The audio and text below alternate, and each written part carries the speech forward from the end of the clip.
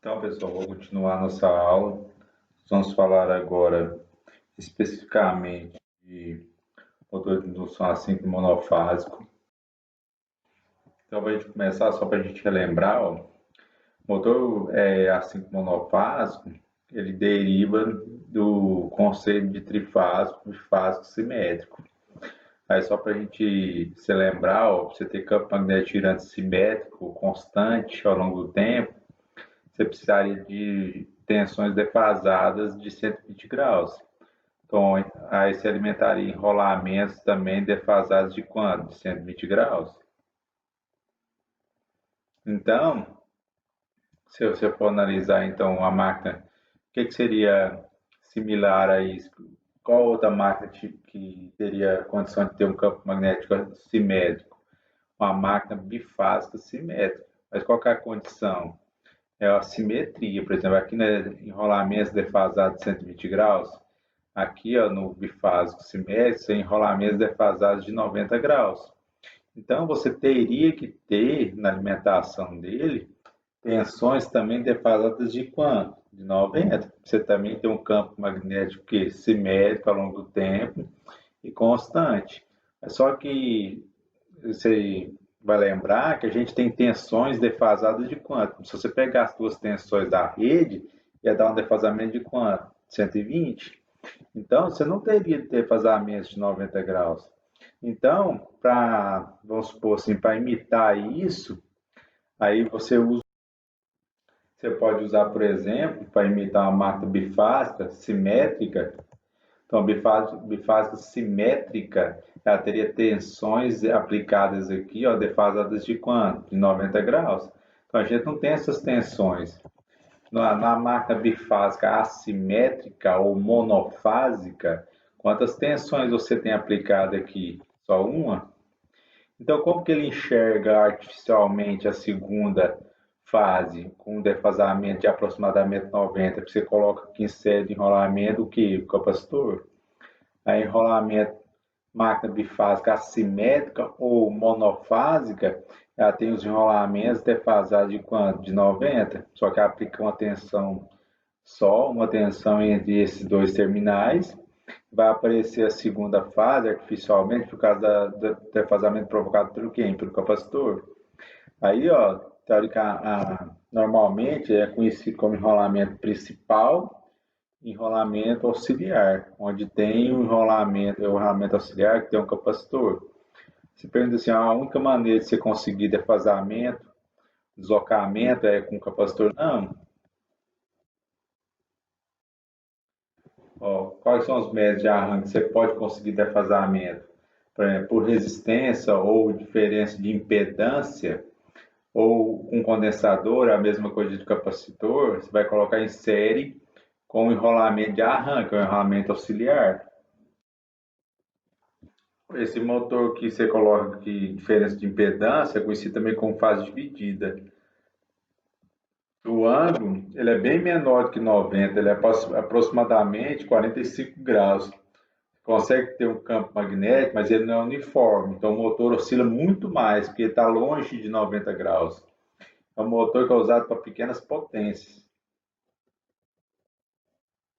Aí, motor, por exemplo, aqui é o esquema dele, só para você ver de fase dividida, ó. Você vê que ele não tem capacitor, ele tem os dois enrolamentos, só que esse enrolamento da figura aqui você não consegue ver a diferença, mas o enrolamento aqui, ó, ele é mais grosso, então ele tem diferença de resistência, então ele tem diferença de impedância.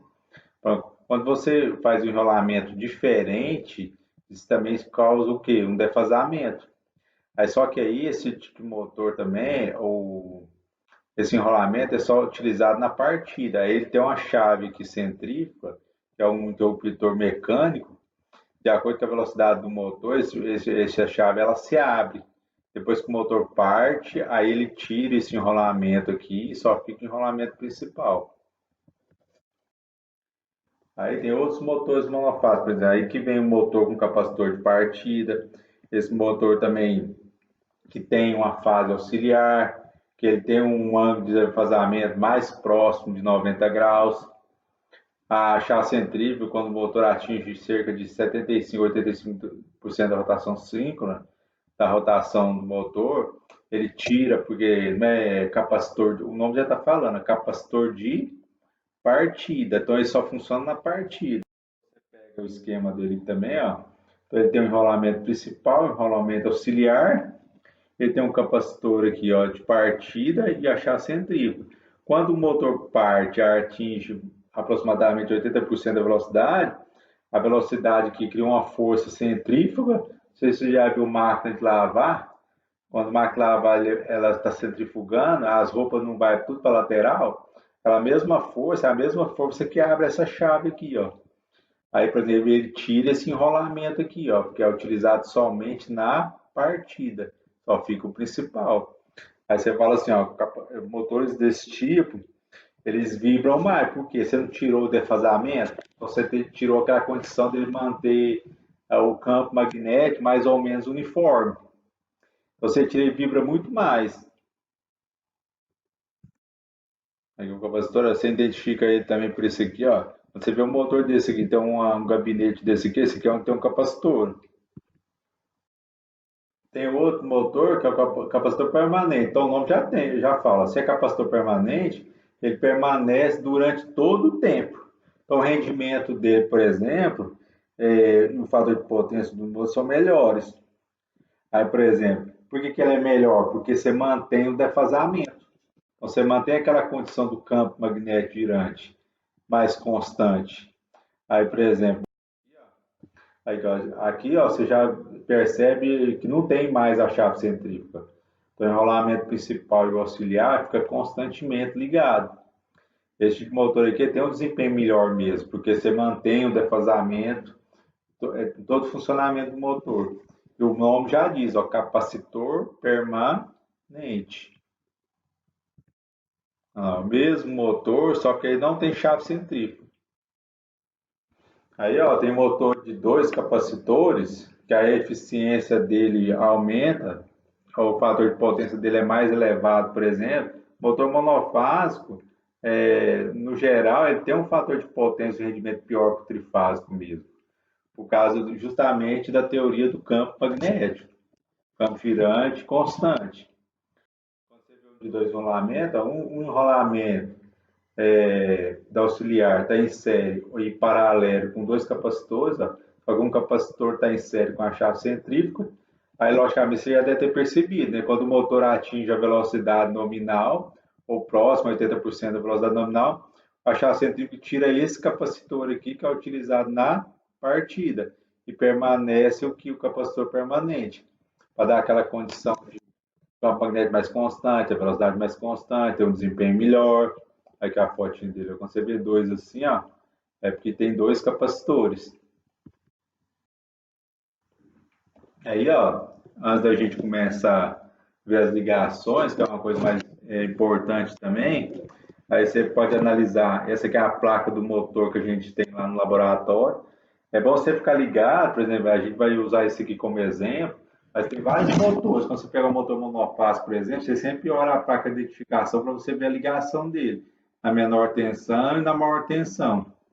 Então, quando você pegar o motor, por exemplo, você identifica umas grandezas básicas e principais, tal como aqui, ó, uma ondinha aqui com um motor o quê? Monofásico. Qual que é a potência dele em quilowatts? 0,37. Qual que é a potência dele CV? 1,5. Qual que é a velocidade nominal dele? 1.720 RPM. Qual que é a tensão que você pode ligar aí? 220. Corrente correspondente vai aparecer 4,2. Em 110, a corrente vai aparecer 8,4. Se ele sofreu alguma sobrecarga, o enrolamento dele aguenta até 4,6 em 220 e aguenta até 9,2 em 110. Outro fator importante também é os 60 Hz. Fator importante que você pode lembrar que você pode, quando você estiver vendo acionamentos, que é aquela questão da corrente de partida, como você calcula a corrente de partida do motor monofásico ou trifásico? Olha esse fator aqui, ó, IP dividido por IN.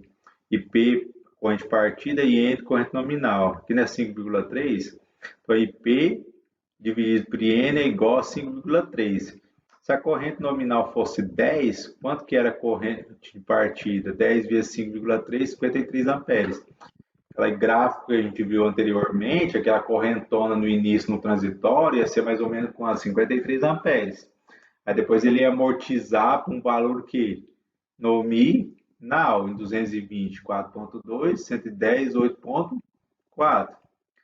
E aqui é o esquema de ligação.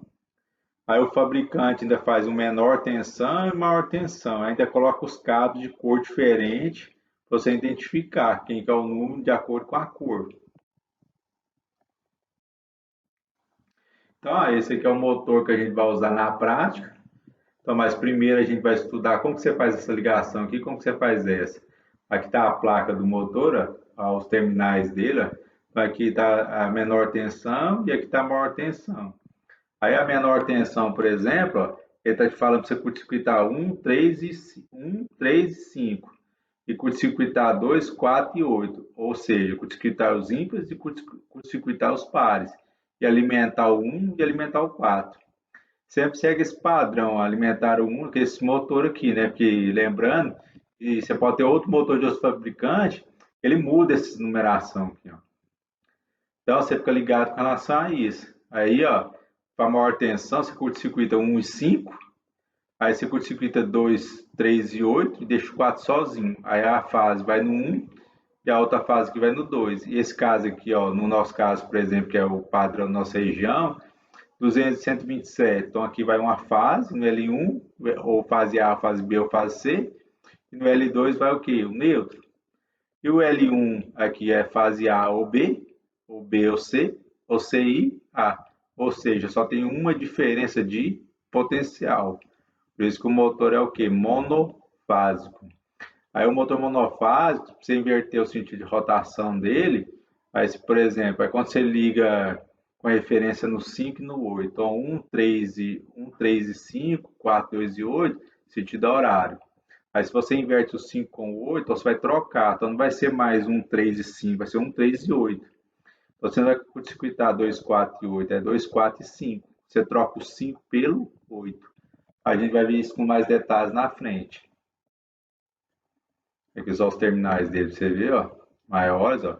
Mas aqui é o T1, ó, corresponde ao 1, ó, T3, T4, ó, T1, T2, T3, T4, T5, T8. 5 e 8, é enrolar, se fosse a gente fazer um teste lá no laboratório, a gente ia fazer um teste de continuidade. Ia pôr o multímetro no teste de continuidade e ia medir aqui, ó. Bota uma ponteira aqui e uma ponteira aqui, ó. Então ele ia apitar, identificando que isso aqui é um enrolamento, 1 e 2. 3 e 4 ia ser enrolar outro enrolamento, e ali apitar com o multímetro. 5 e 8 aqui é o enrolamento que tem um capacitor. Então, ó, agora você vai acessar o outro vídeo, onde a gente vai estar mostrando as ligações desse motor aqui monofásico.